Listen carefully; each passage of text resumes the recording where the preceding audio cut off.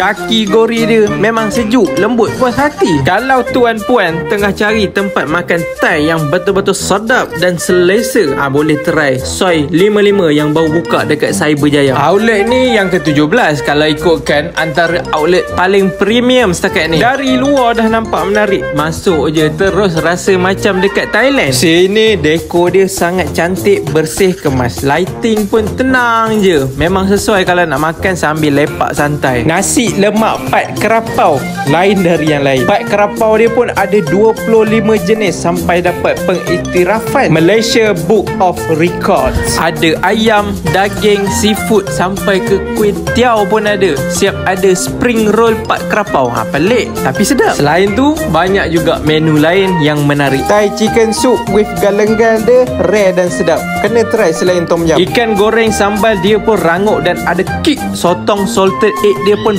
pedu. Nak makanan berat boleh, nak ringan pun ada. Kalau tuan-puan jenis suka dessert, jangan lupa cuba kaki gori, mango pulut atau cookies mama. Sejuk, lembut, puas hati. Yang masaknya pun bukan calang-calang. Chef kat sini dah lebih 40 tahun pengalaman dalam masakan Thai. Yang penting semua bahan datang dari central kitchen mereka yang ada sijil halal. Jadi tak perlu risau. Sekarang Soi 55 dah ada lebih 20 outlet dekat seluruh Malaysia. Dan baru-baru ni diorang ada buka satu lagi outlet dekat Hat Yai, Thailand.